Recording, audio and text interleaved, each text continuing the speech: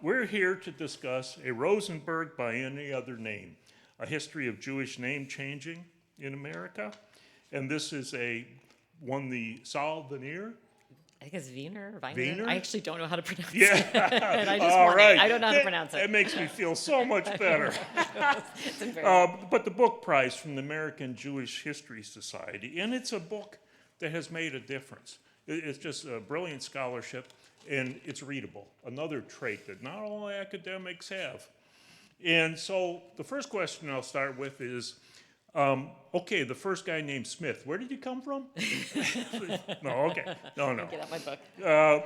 Anyway, what led you to investigate Jewish name changing? I mean, and the second part is, how did you find that fantastic primary source? So my short answer to how I started writing this is that my name is Kirsten Fermaglish, and so name changing is something you think about. But that's my glib answer. It's not my real answer. Actually, my name is not changed. I'm married. It's not even my married name. I didn't even change my name to get married. Really, the reason I decided to write about name changing, I mean, I think maybe, not glibly, having a name like Kirsten Fermaglish makes you interested in names. It's a pet subject. I've always been interested in them, but I was really interested actually in questions of passing. Actually, when I was in graduate school, I actually studied African American history for a while, and I was really interested in thinking about passing, thinking about boundaries. Right, what makes groups identify themselves, right? And what's at the boundaries, what's at the edges, right? How do you define yourself, and are there ever efforts to sort of move over and define yourself as something else? And how does the group that you're a part of think about you differently, right? Like what's the nature of that experience? And I actually remember I had a friend who had studied, my first subject in graduate school was actually African American history. It wasn't Jewish history, but I had a friend who did American Jewish history, and I asked her if anybody had talked about Jews and the subject of passing, and it was kind of like a taboo. She was like, no, nobody. That's not something you would want to talk about. And so I think that always kind of stuck in my mind as something that I thought that I kind of wanted to think more about, sort of Jews and their sort of experiences being in Jewish groups and then kind of being outside of Jewish groups. So actually, initially when I thought about this project, I actually thought about combining it with a lot of other kinds of ways that Jews have thought about being both inside and outside the group. Things like I did research on Betty Friedan, who talked about her friends going to Unitarian Church, which I then found out I knew a few other Jews that I knew had been in families that had done things like that, or nose jobs, actually, as like a way of rite passing, right, sort of thinking about who you are in a different way. So I thought I would actually do a project on all of those things, and then it turned out that names was a very large subject on its own, and I didn't need to do that. So when I finished my first book, I took a trip to New York. This is to answer your question about how I found. So for people, if you look at the book, I was able to go to the New York City Civil Court and look at their entire collection from 1887 all the way through to what was then the present, 2012. It was, I actually like spent a day kind of like wandering around New York City looking at different courts, and they wouldn't initially let me into the civil court. And then there was a deputy, oh my goodness, now I'm going to forget his name. He's thanked in the book, Ernesto Belzeguy, who was this really short deadhead. He was like, I went into he invited me into his office. He had all this Grateful Dead paraphernalia everywhere. He was like a nice, like older Latino guy. And I told him what I was interested in, and he was so excited about it. And he was like, you can look at all these materials. Because if you go, has anybody do their own genealogy? Anybody ever looked for a name change in their family? So if you have, you probably go and you have to just go and get your one name change, right? Like you go to the court and you get just your one name change. That's how it was in New York. And Ernesto Belzeguy basically opened up the court to me, and he let me, because I had to look at like thousands of these things, and he let me do it, and he actually gave me like photocopy privileges, and he told them to do it. So I actually like was in the back office in the room where people are changing their names now, and it was a really pretty fascinating experience. At the end, Ernesto retired, and so I didn't have my special privileges anymore. So I was actually like standing in the room doing my research where people are changing their names today, like where they were actually changing their names. People would ask me like if I could help them because I looked like I was in charge because I had a camera. I told them I couldn't help them, but sometimes I would talk to them about why they were changing their names, and that was actually a really great experience. And it actually shaped, if you look at the book, it actually shaped my final chapter, which goes all the way up to today. And it actually did it was affected by my experience, like talking to people and watching them go through the contemporary experience of changing their names. So it's very unusual. It's not the usual way. Most people just go to archives. And I did go to archives also. I looked at Jewish communal organizations to sort of look at how they thought about name changing.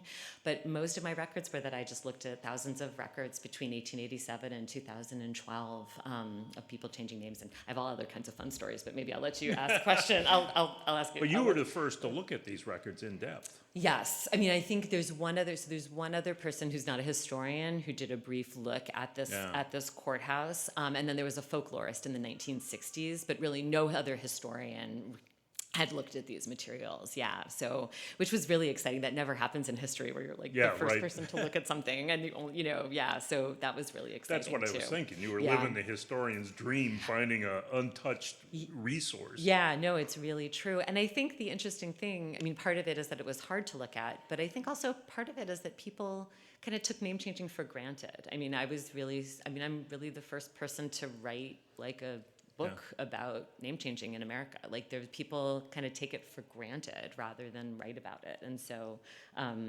so I think also, I got permission, but I don't think people thought about it, you know? So, No, that's wonderful. And you say that Jewish name changing is distinctly Jewish, though not exclusively. Plenty of Poles and Russians changed names as they came in, but you see some distinctly Jewish elements to it. So the ones groups, lots of other groups, and actually I just got a chance to speak to Bob, who was talking about non-Jewish members of his family changing names, and absolutely, it's not only Jews who change their names. I was looking in civil court documents, actual name change petition documents. And in those, I was actually surprised myself. So I trained as an American historian. I did my work in African American history. I trained as an American historian. My first book, I sort of moved into Jewish history, but I did think that with the second book, I would be seeing name changes of lots of different groups, that I didn't think it was going to be only Jewish. And it wasn't only Jewish. But I was really shocked by how many Jews there were, how many Jewish names there were in the files. There were indexes that I looked at that just like pages, it was alphabetical, and like pages of Cohens, pages of Rosenbergs and Shapiro, like just pages of them. Like it was really pretty remarkable for me. I think that lots of groups change names, so it's not distinctive for Jews to change their names, right? So many different immigrant groups in the United States, particularly people from Europe, at the same time, did change their names.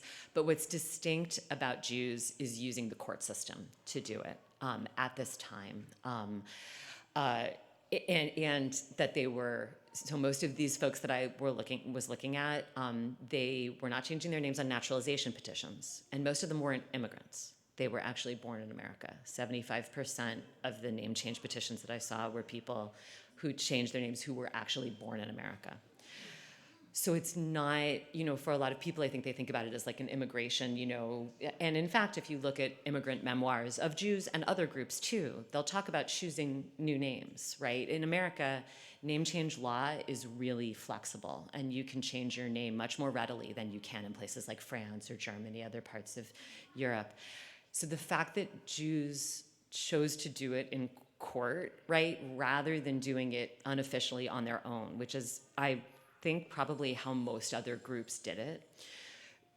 People who were native-born American Jews were changing their names in court for both because they were looking for middle-class jobs more than other groups were, and at that time, so we're talking about like the 19-teens through the 1950s, 60s, they were looking for more middle-class jobs. And at this time, this is maybe hard for us to imagine because like if you're young, and I'm looking at the person I know who's young in the audience, right? When you go get a job, right, you fill out a name, right? You fill out an application, and we all think that that's what's the case now. But if you bring yourself back to the early part of the 20th century, people looking for working class jobs, you're looking for a job, for union factory job, you're looking for a job as a longshoreman, you're looking for a job as a domestic servant, you actually don't have to fill out an application form, right? Like back then, if you wanted a working class job, you stood on a street corner. You got a job from a friend, from a brother, right? Another union member who was, from your community. For Jews who were the white immigrant group looking for middle-class jobs, they were filling out application forms. And so they were more likely to have their name on an application form, be concerned about what that name looked like on an application form. And then the other side to that is that they were facing anti-Semitism. And in fact, a lot of the schools and the employers who were making Jews fill out those application forms were in fact looking for Jewish names so that they could discriminate against them and not give them those jobs or not let them into those schools. And so it's a really kind of symbiotic process, but it really kind of worked together to create like an explosion of Jews in these files. That's why I turned mine off. I knew that was going to happen. So basically at this moment, like it's kind of like a perfect storm, right? Jews are looking for these jobs, and at that very moment, people don't want Jews in those jobs, or Jews are looking to use colleges as their means of upward mobility. And at that exact moment, schools like Columbia and Harvard begin to create an application form that is specifically designed to figure out who the Jews are so that they can put quotas on them and keep them out. And so that's why the numbers, Jews are disproportionate, like they're a lowball estimate is that they are like 50% of the applicants for these name changes, when they're only 25% of the New York City population.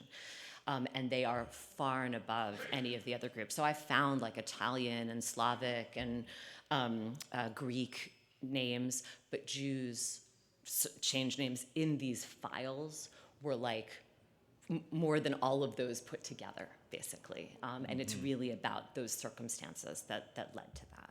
Yeah. You brought up anti-Semitism underlying this. Yeah. Maybe at this point, too, you could elaborate on the three general sections you have in your book. Post-World War I, post-World War II, and then the 60s. Yeah, so and beyond. I wanted to call the subtitle of the book, like after the colon, I wanted to call it The Rise, the Politics and the Fall of Jewish Name Changing, because I thought that was really clever. They would not let me do that. The publishers, they tell you what they want the subtitle to be. But that's kind of how it's organized. So the book is, it's a century, basically, of Jewish name changing, but it starts basically after World War I, where you really see name changing, Jewish name changing really intensifying in the years 17 and 18 during World War I, through the 1930s, through 1920s and 1930s. And that's really what I see as like the rise of name changing. Like you see name changing going up after World War I and then really exploding actually during World War II, 1940 through 1946. Like the numbers are the highest of the 20th century, right? So that's really the rise of name changing. And so I have 2 chapters on that. And then I have 2 chapters that are kind of on the post-World War II era that I call the politics of name changing. And that both is about the politics of name changing within the Jewish community. Before the war, as a lot of people are changing their names, no one in the Jewish community is really upset about it, because I think they all understand the reasons why people are changing their names. But after World War II, there's a lot of disapproval. In the Jewish community, there's a lot of anger towards name changes. There's a lot of kind of communal discussion that actually gets aired in public in American magazines and things like that. So it's really about kind of the internal struggle within the Jewish community. But Jewish name changers feel a lot of pressure and a lot of ridicule from Jews in their community. So it's about that kind of internal politics. And then I have another chapter that's actually about the civil rights movement, or it's about civil rights activism in the Jewish community. And it's really about the ways that civil rights lawyers, it's not activists like marching in streets necessarily, but civil rights activists who work with NAACP groups like the American Jewish Congress in particular, see name changing as something that is being used on application forms to discriminate against Jews. So some of these application forms, when they're trying to get rid of the Jews, they ask them questions like, have you ever changed your name? Has anyone in your family ever changed your name? What's your mother's maiden name? People here might have answered questions like that on a form. I don't know. Like, I think I remember answering questions like that on my college application forms. But those questions are there to figure out who the Jews are, right? Like, Harvard did surveys of its students and found that lots of them had changed their names. And so they identified name changing as a Jewish thing. And then they used that on their forms to try to figure out who the Jews are. So civil rights lawyers, as they are working to create what ultimately becomes the Civil Rights Act of 1964, they actually fight against these application forms, and they fight to make those application forms illegal. So that's one of the archives that I went to, is the New York State Archive, that sort of looked at this battle to make application forms neutral and not ask questions like this. So that's the middle part of the book. And then the last part of the book is the fall of name change, Jewish name changing. And so one chapter looks at the decline of Jewish name changing and sort of changes to popular culture perceptions of who name changers are for Jews. And then the last chapter is actually about non-Jews. The last chapter is actually about the intensification of name changing among people of color. I have a section on Muslims, Chinese Americans, and then African American and Latino name changing and what it means, and that it means something different. There is actually another explosion of name changing at the turn of the 21st century, but it's not Jews. And so it's really about sort of what happens to name changing in our more contemporary moment. Let me take a straw poll. How many here know their family has gone through a name change? Yeah, it's quite a bit, about half the Can I ask, official? Do you know if they did it officially? One. Yeah, so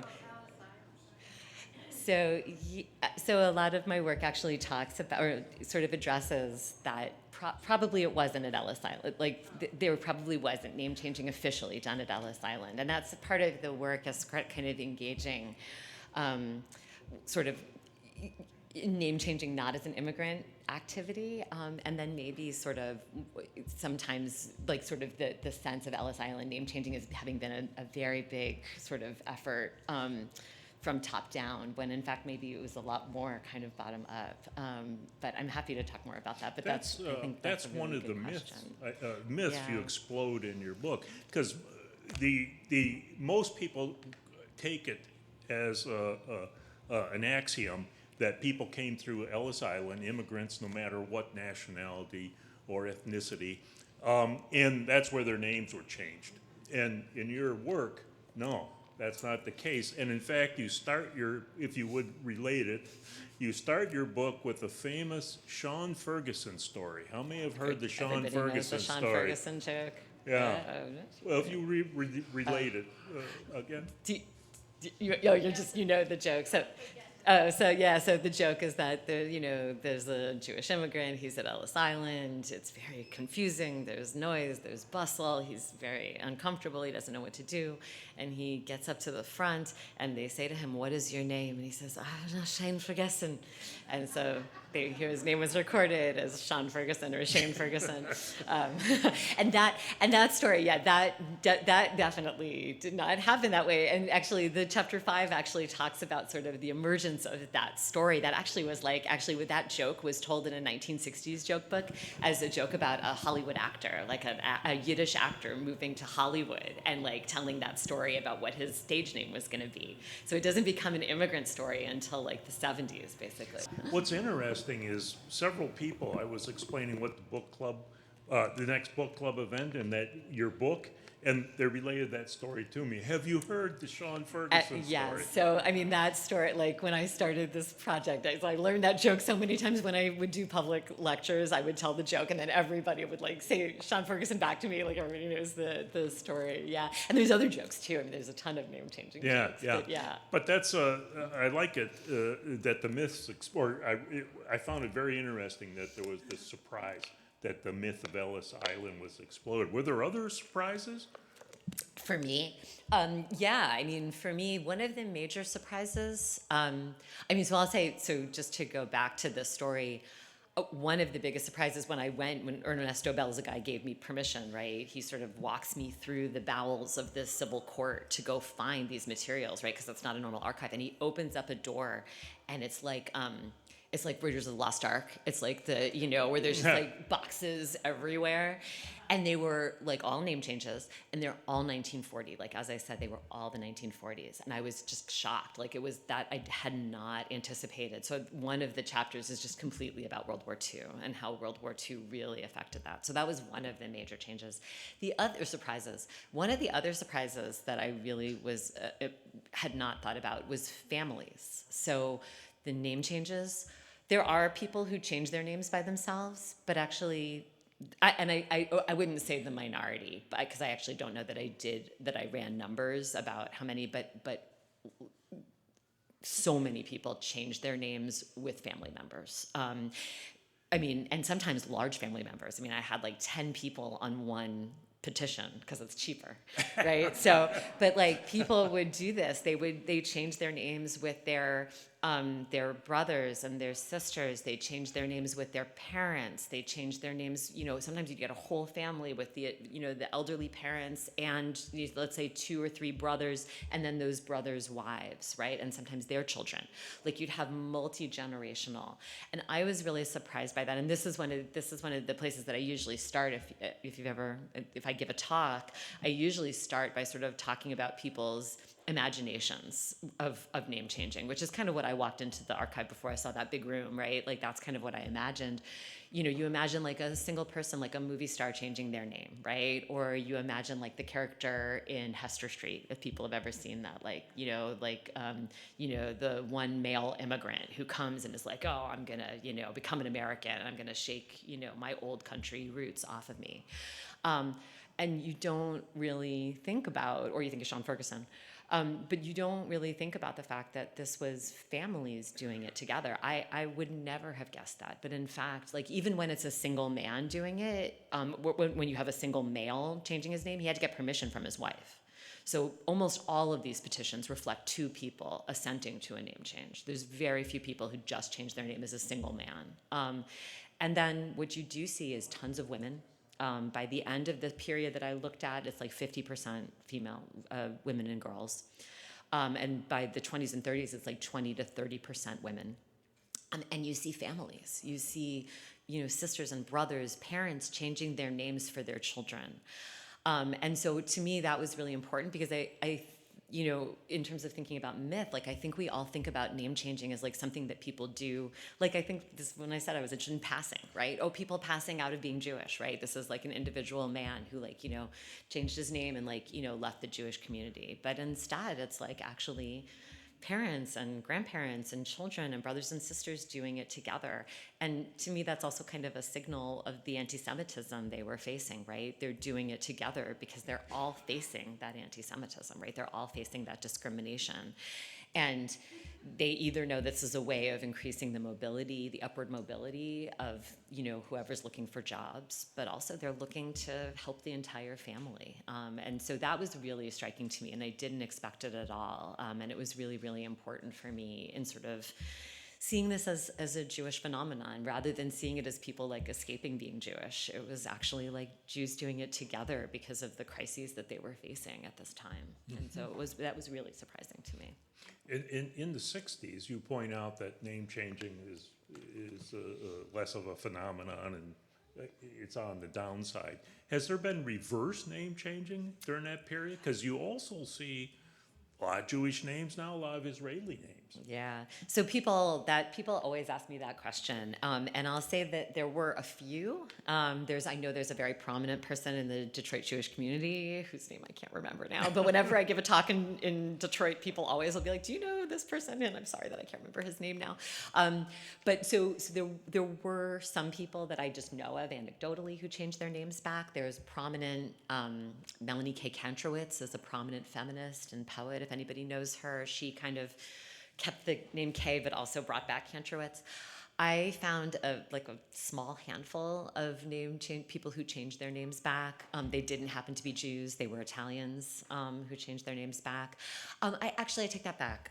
There was someone after the Holocaust who had changed their name right after the war, and then changed their name back. There were a handful. There were a handful of people who faced some criticism and changed their names, but really not very many. And I think that so some of the book is really talking about how Jewish names were kind of used to identify and discriminate against Jews. They were used as points of ridicule. They were used to humiliate. They were used to discriminate, to take people's jobs away.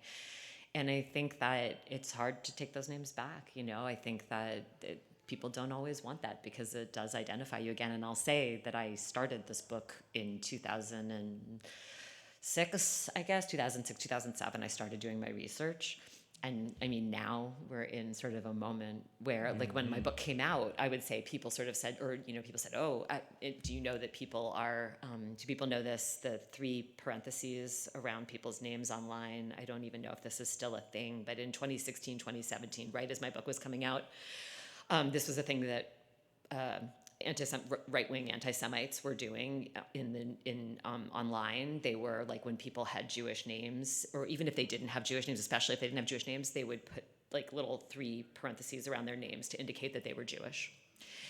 And then there was actually a move among Jews online to do this themselves, right? To be like, no, screw you, I'm Jewish, right? And so somebody asked me, is that do you foresee, what do you foresee, in an era of rising anti-Semitism, do you foresee that more people are going to be insisting that they're Jewish? And I hadn't thought about that. That lets you know what a different moment I wrote my book in compared to our moment today, where I do think that people are more attuned to Jewish names. Yeah, that was another question I have, and then I have one more before we open the floor for questions. But yeah, the last 5 years, 6 years, there's been a tremendous surge in anti-Semitism.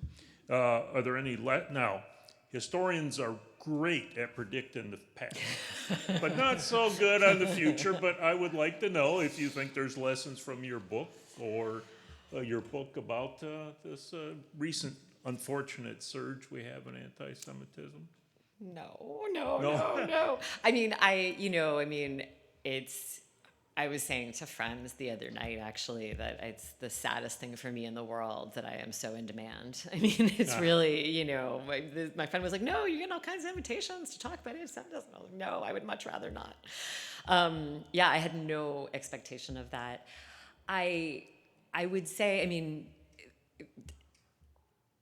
I guess, nobody's asked me this if I had lessons from my book in particular. I think that the thing that to me was important and interesting was that I think it was important to excavate this history of anti-Semitism, because I did feel as though, the cultural, what I saw happening in what I write about in chapter 5 is the kind of a forgetting about the anti-Semitism that led to name changing. So people who changed their names got made fun of, right? Or assumed to be traitors, or people who betrayed the Jewish community, right?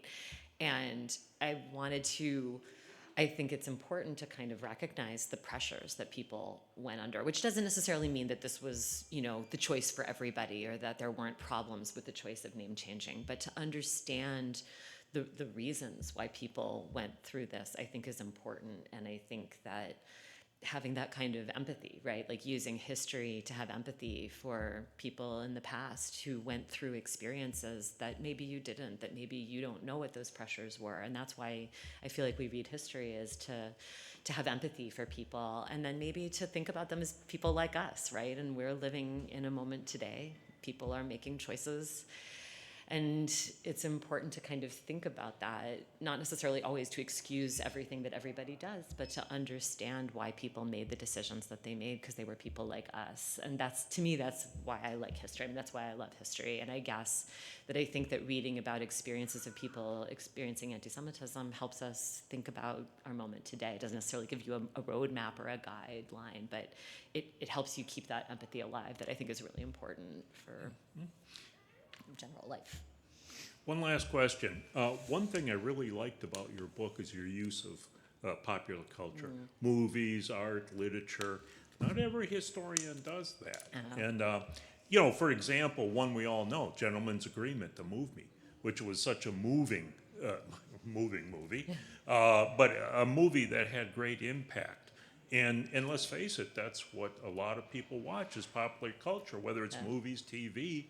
And I'd like to explore a little bit your use of it, because you do it more than other historians do. Thank you. I mean, I like it. So my daughter and my husband are in the audience, and they know I like movies. We all like movies. So I just wanted an excuse to watch movies.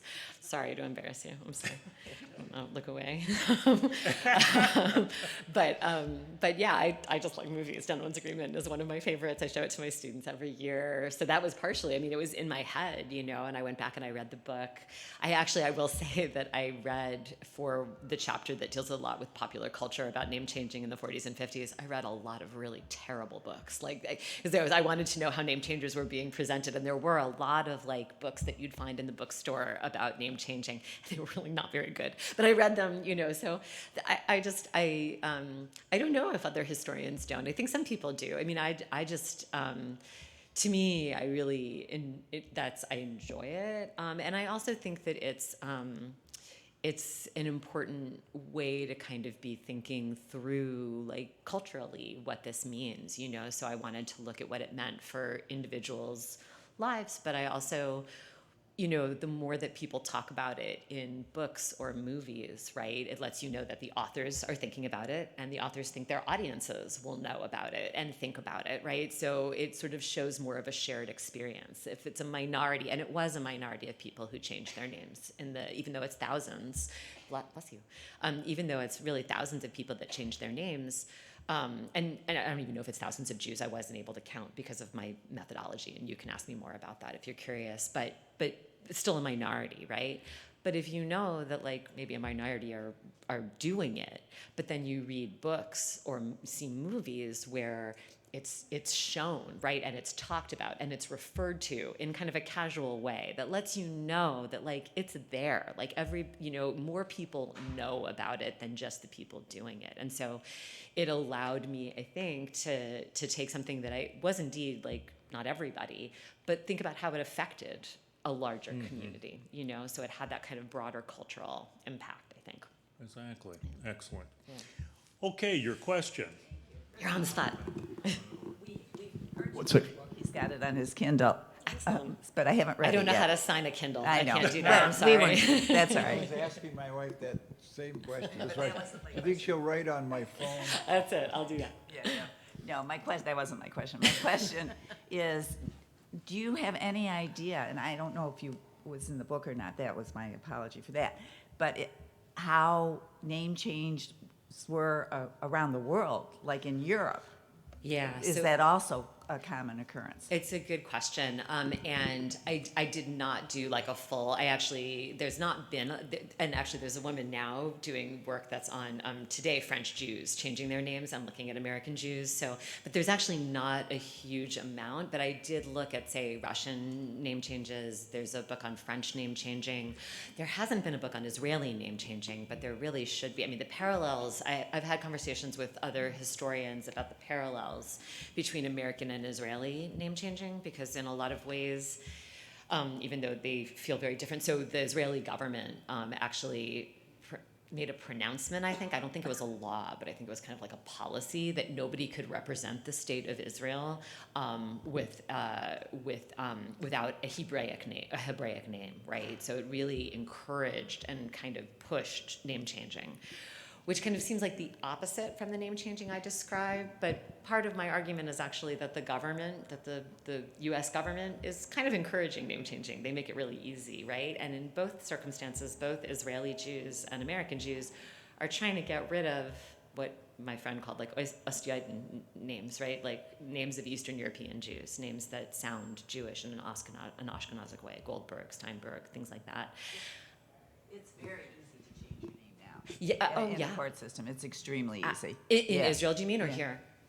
Pardon me? In Israel, do you mean, or here? No, I mean here. Here, yes, absolutely, and that hasn't changed. It's always been really easy. So I think that what's interesting, so the parallel you could see between Israeli name changing and American name changing, I think, is very interesting. That in both places, for very different reasons, but maybe some similar reasons, these names, these Jewish names, were really stigmatized, right? Names like Goldberg and Steinberg and Rosenberg and Feingold and all these names were really the products of stigma in both circumstances in ways that I think you don't expect, which I think is interesting. I do think that there's more to say about, say, English and French name changing. I mean, in Nazi Germany, Jews were required to take on Jewish names, again, as part of the stigmatizing of Jews. So I think there's a lot more to say. I think I had meant to say that in America, name changing is easier than in the rest of the world, and that American Jews really kind of take advantage of that and use it. And I think that's not fully what I would say. I think there's a lot more complications about it in America and elsewhere. But I think as a general principle, I think the ease of it absolutely made it something that American Jews took advantage of in ways that I'm not sure was. Now, we happen to quite be the same recording, elsewhere. so let me get the microphone over to you before you give the question. So, that's it. As I said, actually, when I went to order the book online on Amazon, it said it wasn't available or it was delayed, so in the print version, so that's why I downloaded it onto the Kindle, which I normally like now, as opposed to getting a lot of books where I have no room to store them. Sorry. So I haven't had a chance to fully start reading it, other than knowing in my family we had some incredible name changes. My great uncle was a rabbi that was sent to this country. I myself am a Jew from North Dakota. Not too many were out there. At the turn of the century, there were a lot of Jewish German engineers working on the Transcontinental Railroad. And my great uncle was sent there from a yeshiva in Poland, Russia, wherever, Lithuania. His name in Europe was Papiermeister, and they changed it to Papermaster. A most beautiful name. Growing up as a kid, I thought that was the most fantastic name, from Papiermeister to Papermaster. Yeah. But aside from that, my question is your research mostly in the immigration in the East Coast rather than other areas of the country? So it's not about immigration necessarily, right? Because it's in these court documents. So Yeah. but I did look at New York, and I did only look at New York. And part of the reason for that is the difficulty. Like, I actually tried in Detroit. They would not give me the special permission that Ernesto Belzica gave me. And it was so much to just go through that. What I do say is that I did, because I looked at some national archives. I looked both at some controversies around name changing in that were published in national magazines. I looked at the National Jewish Welfare Board, which during World War II ran censuses of the entire American Jewish population. So my sense is that, and I didn't do a study of it, and there was one study done in LA in the 40s. I think that this is a story that could be transposed to other cities in the country. I think so. I have evidence of it happening in St. Louis, in LA, in I believe it's Milwaukee. So different, I think cities. I can't say anything about small towns, and there's one historian who wrote a small amount about name changing among Jews who did leave the community in like a small coal mining town in Pennsylvania. So it's possible that in sort of small towns or like in the South, that things might have looked different. But I think in large cities throughout the country, my sense is that this was a pretty similar story. And as I say, there was one study about LA Jews by sociologists in the 40s that replicated what I saw. So I have lots of like letters from people from other parts of the country and things like that. So that's my sense, but I didn't do the research of everywhere in the country. And so there's room for other people to do other studies and find similar or different stories.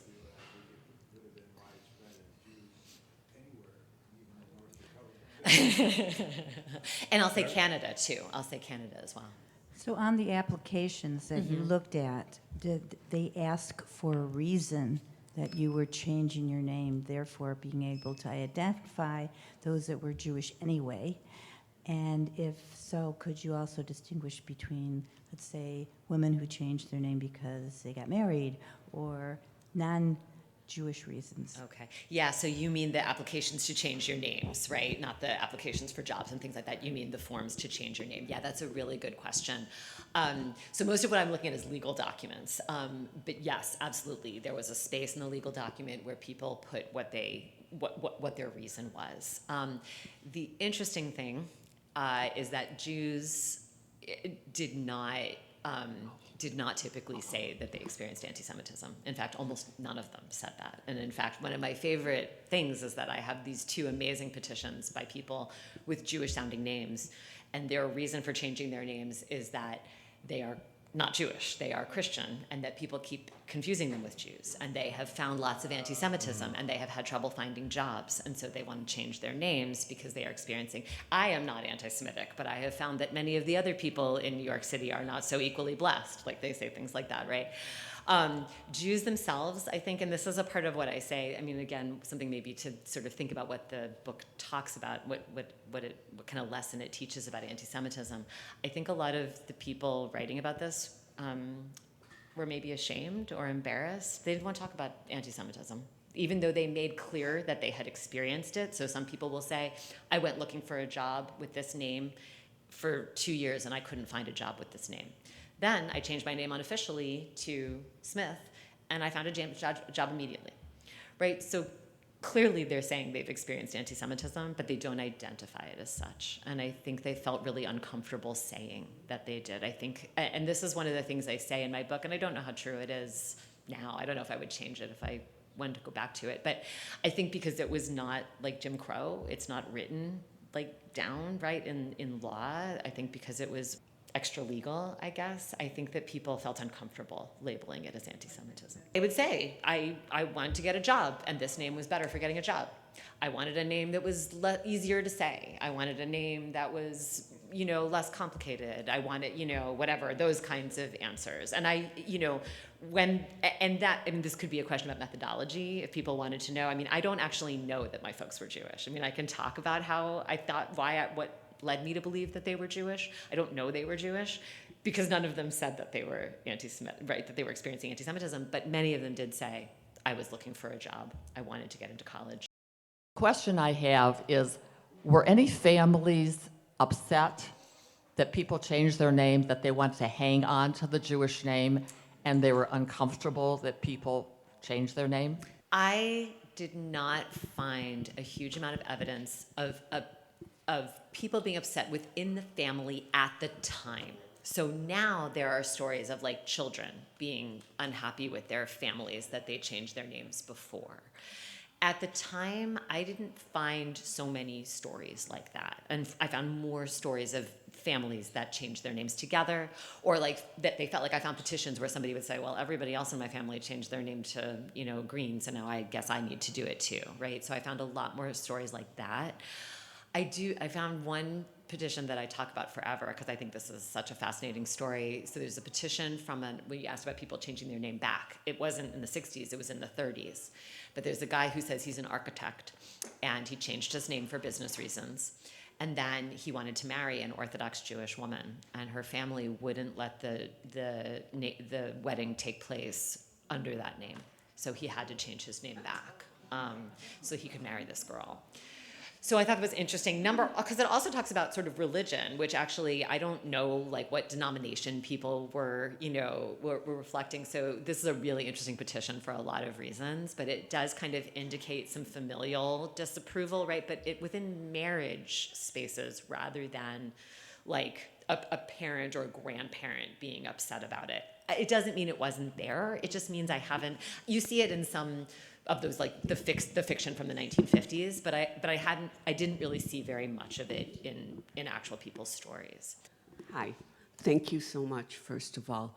I was fed the same story that my grandparents and great-grandparents' names were changed at Ellis Island. Yeah.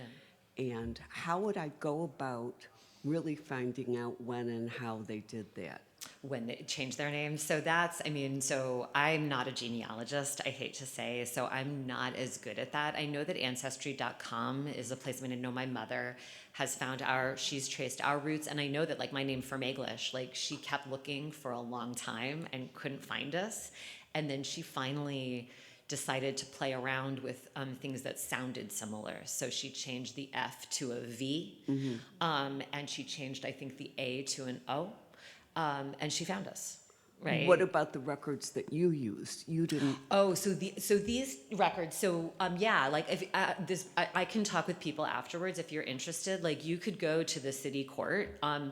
With these records, they're done by year and by name and by borough and stuff like that. So I'd be happy to talk with you about how to do this. You need to have a little bit more information, but they do have indexes. At least the ones I looked at did. So there's definitely a possibility of tracing. And I know the New York system. I don't know the Detroit system as well, but I'd be happy to talk to you or anybody about that. Thank you. Sure. Okay, the law in my family is that the name was changed at Ellis Island. Tell me about that process, please.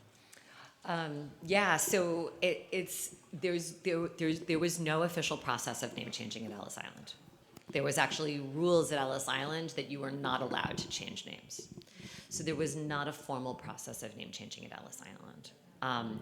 So it's possible, and in fact, like the Sean Ferguson joke that I told, what is your name, and that actually didn't happen. Like so, and if I had my paper, I could show you, or if you go to ancestry.com, the people, if you look at a picture of like people looking at they were using manifests basically. So if you go do research at ancestry.com, what you'll find are manifests, ship manifests, which is the list of all the passengers. And when people came to Ellis Island, they would be called. They'd be sitting in, the big room and things like this, benches like this, and their name would be called automatically. And then the person, the official, would check their name off. So if you go to Ancestry.com and you look for the manifest lists of your ancestors, you'll see little checks. You can actually see the little check marks. And that's actually the officials being like, okay, here you are, right? So there's no process of name changing at Ellis Island. So what I usually say to people who have this story from their families, right, I do talk in my book about the emergence of kind of a story of Sean Ferguson and jokes about name changing and the emergence of this story. I do think it's conceivable that maybe, someone like an Ellis Island official might have said to an immigrant, oh, that name, that's not going to get you anywhere in the US, take this other name. And that somebody might have been like, oh, okay, I'll do that. But there's no official legal process at Ellis Island. And in fact, Americans, because name changing is so easy in the United States, people walked off of Ellis Island and they could change their name the second they walked off Ellis Island. They could change their name to whatever they wanted their names to be. There was no paperwork that Ellis Island gave you. They had no control over your name or your identity. So it's most likely kind of like a story that people use to sort of talk about the fact that maybe they didn't know how their names were changed, and maybe also people didn't want to, because there was a lot of opprobrium, because there was a lot of making fun of people who changed their names, there was a lot of distrust of people who changed their names. I think also saying that it happened at Ellis Island made it so that you weren't responsible. It wasn't like, oh, my grandmother, my grandfather was ashamed of our names, was ashamed of being Jewish, which wasn't necessarily the case, right? But I think that there was some anxiety about feeling like you had yourself changed your name, disappointed your relatives, and things like that. And so I think that saying that it happened at Ellis Island, that some official did it to my ancestors, made it sort of an easier story or a better story. I'm not saying, it's possible that it happened to one or two folks, but there was no process of it happening at Ellis Island. I have a short family story. I'm here. Oh, sorry. My great uncle needed to go to work to help support the family, so he found a job at a bank after school one day, and he got the job, and his manager said to him, if you want to keep the job for a day, more than a day, you better come back with a new name. Huh. So he went there as Weinstein, and he came back the next morning as Winston, and he never told his family. Yeah. So there was a lot of shame from changing. And most people think it's glamorized or modern, but there was a lot of stress with having to do things for the family. It wasn't for extra money. So people were really, really pressured to do things they didn't want to do. I absolutely appreciate that story, and I think that that's right. I mean, I mean, it tells it all. It's not our interpretation. yeah, The, no, the man was nice enough to tell him, yeah, because he no. would have been fired. I they totally figured it- appreciate that story, and and I've read. I mean, there was a petition. Actually, a man talks about how his employer said, "I'll give you an award, but you can't have the award in your name. So you have to change your name if you want this employee award, right?" So I really appreciate that story. Hi, Kirsten. Kirsten. Don Cohen. We've been in communication. Yes, you're the person. I'm not the famous person. You're not the no. famous person. Okay, all right, okay. So I'm not going to tell the family story, but my grandfather changed the name from Cohen to Rogers, and I changed it in the 80s back from Rogers to Cohen. So 3 questions. 2 that relate to my story. Yes. Number 1, again, he went from Cohen to Rogers. Mm-hmm. How many of the name changes were more like that, or to Smith, for example, rather than, Cohen to Kane or something like that? Secondly, the story my grandfather told me I found was not true when he changed his name. He told me a story about having to get a job in anti-Semitism, but he actually changed it before he married my grandmother, just a few months before. And I'm wondering how much that happened. And thirdly, why can't you get the research ability that you want? Why did you have to go around the corner in New York, and why can't you get the Detroit stuff? I know I'm going to remember each one of those. Okay, maybe I'll go backwards and I'll try and remember it backwards. Okay, so I will say I contacted Detroit. They said no, and then actually I had Michael Serling contact Detroit, and they said no too. So I will say that it's a lot, right? Like I basically was very nice that New York let me do this. I mean, because they're not set up for it, is what I would say. It's not a normal archive. It's set up so that individual people can come and ask their name. It's supposed to be public if you've changed your name, but it's not supposed to be there for historians to come whenever they want and like sit there for 8 hours a day and take pictures and take notes. So they might not have had the space. So that's I don't want to talk shade against Detroit, but I just know that I tried. So if it happened a few months before getting the job, I still think probably it was connected, right? That's the first thing that I'd say. But I will say that it wasn't the job. Yeah. Well, but the thing is that like I think you absolutely do see it a lot when people were getting married. Right, that is certainly when people are getting married, when people were having children, people did see this as kind of a moment to do it, right? It is like a place where you're intersecting with a courthouse, right? So I think that makes some sense. I think it's also like a major milestone, right? The woman he was marrying was presumably changing her name as well, right? So it made a certain amount of sense for both of them to be changing their names, right? But I also wouldn't, so yes, I absolutely see that. I do think that as people were doing that, I do think a lot of times they did have in their head that this would also be beneficial in their married life, right? In terms of navigating anti-Semitism in a variety of different places, thinking about their children going to school, thinking about future jobs, things like that. Okay. It's definitely associated with kind of the future and things like that. The third question.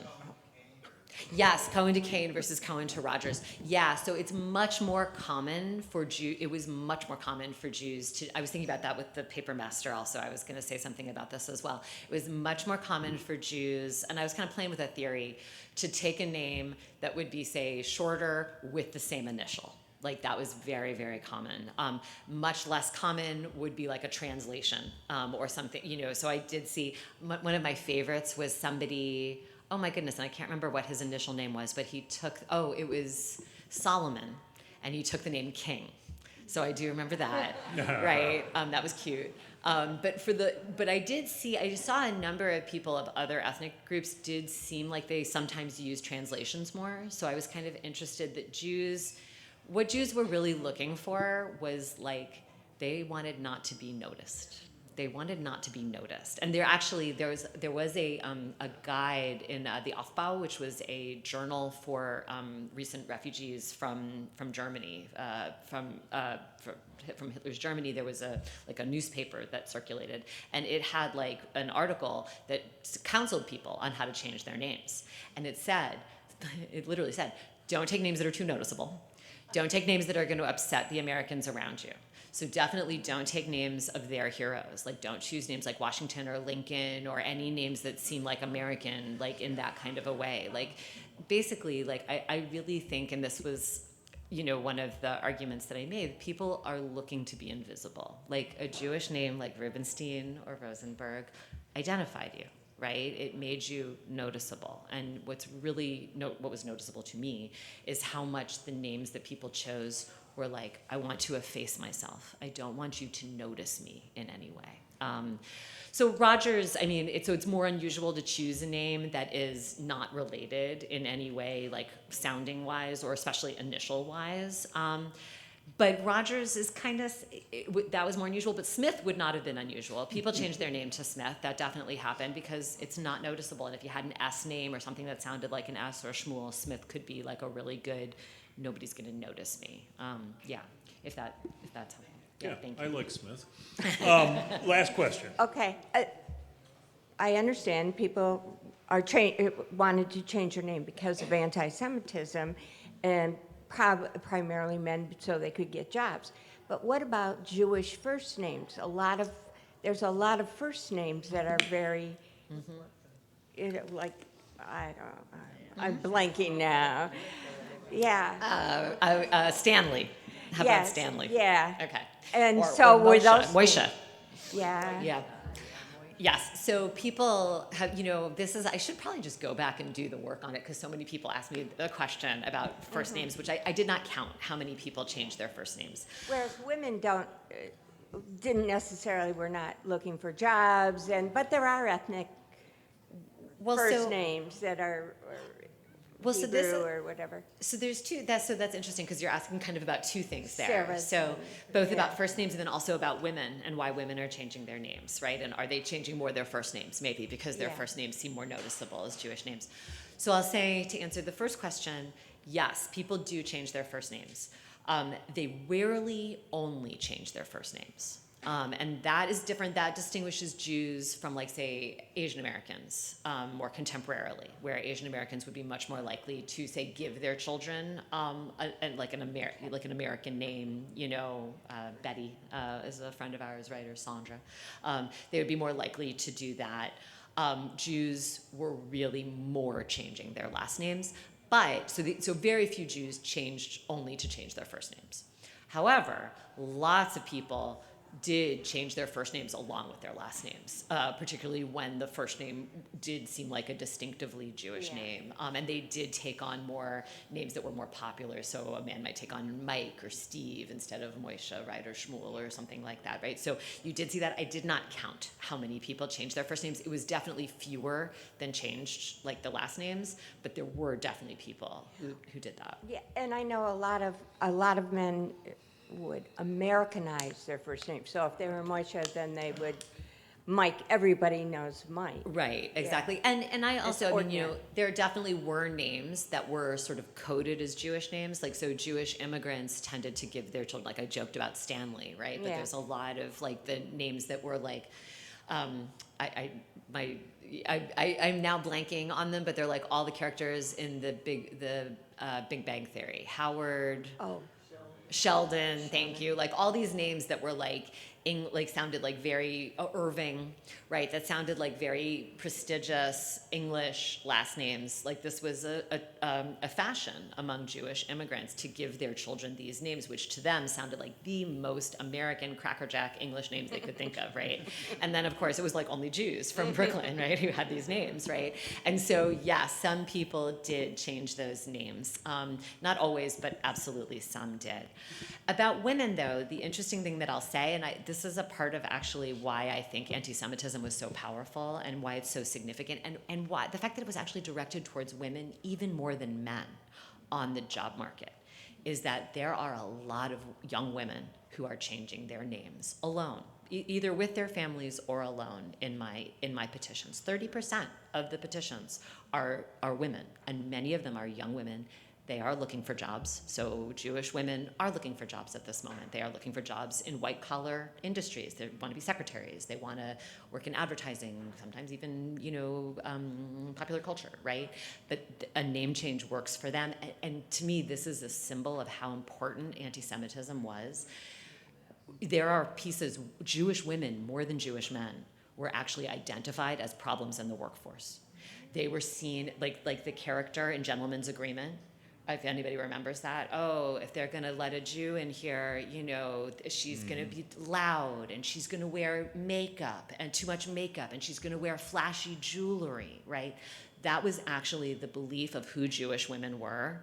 And so I think that that's why so many young Jewish women are changing their names, even if they think they're gonna change them in 2 years when they get married, right? Even if they're looking for a guy to change their names, they are so worried about the job market that they change their names, even if it's only gonna last them a couple of years. Well, Kirsten, that's just excellent. Thank you guys very much. Brilliant. Thank you. And, I mean, it's a great book, and you should, most historians would die to have that kind of a contribution to the historiography. Thank you. Yeah, it's Thank you. excellent. And I'll say thank you all, because there's nothing an academic likes more than being asked to talk about their work for like an hour. So you're all very kind. Thank you Absolutely. very much.